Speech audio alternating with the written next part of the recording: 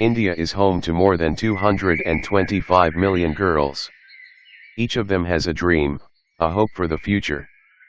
But before we talk of our vision for the future of India's girls, let's look at their journey so far.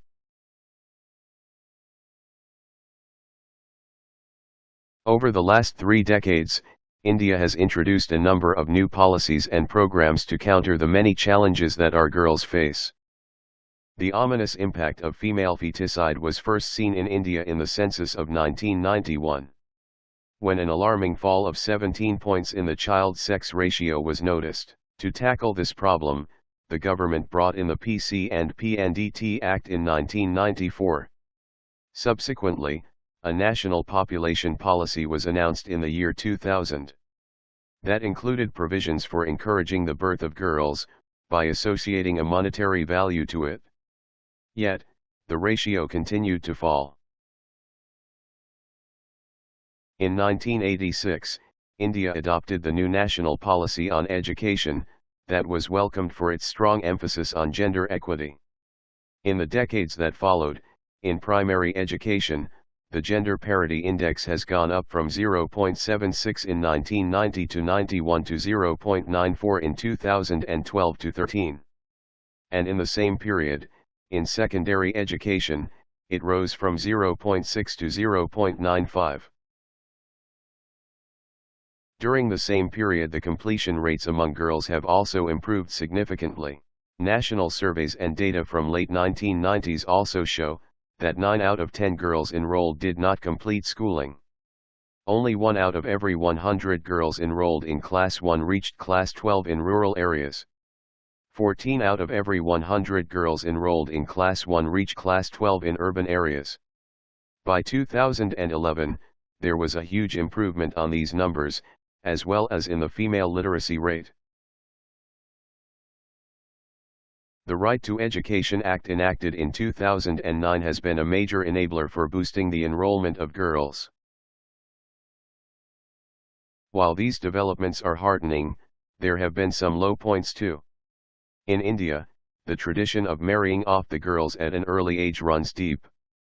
Though all 3 national family health surveys conducted so far have shown a consistent decline in the proportion of women of age 20 to 24 years, who got married before they turned 18, the rate of decline has been slow and the percentage continues to remain significantly high.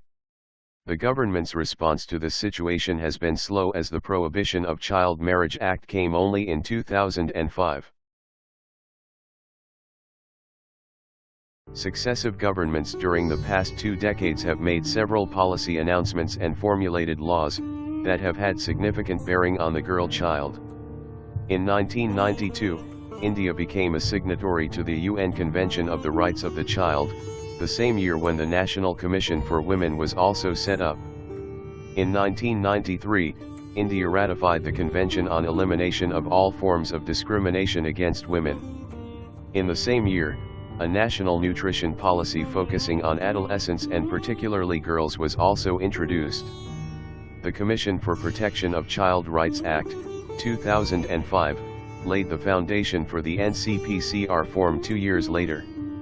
The 11th Five-Year Plan ushered in the concept of the capability approach in 2007. In the backdrop of increasing sexual violence against girls, the introduction of Integrated Child Protection Scheme in 2009-10, and the enactment of Protection of Children from Sexual Offences Act of 2012 assume significance. Another important legislation in recent years has been the Criminal Law Amendment of 2013. The National Policy for Children announced in 2013 expresses the state's commitment to secure the right of the girl child to life, survival, health, and nutrition, a special focus on adolescent girls and respect for the views of the girl child, within the family, community, schools and at different levels of governance.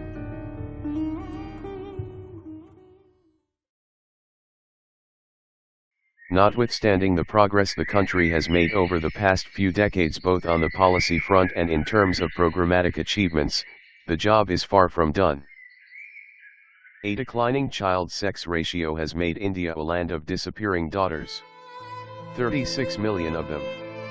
Data shows that there are 7 million girls less than boys in the under 6 group, a gap that has only widened in last 2 decades. Once the girl has survived the threat of feticide, her next battle is for growth and opportunity. By the time a girl is 4 years old, she is much more likely than her brother to be stunted and underweight. More girls than boys continue to die per 1,000 live births. More than 55% adolescent girls are anemic. Over 41% girls drop out of school by the time they reach grade 8. More than 47% of the currently married women were married before they turned 18. 40% of child brides in the world live in India.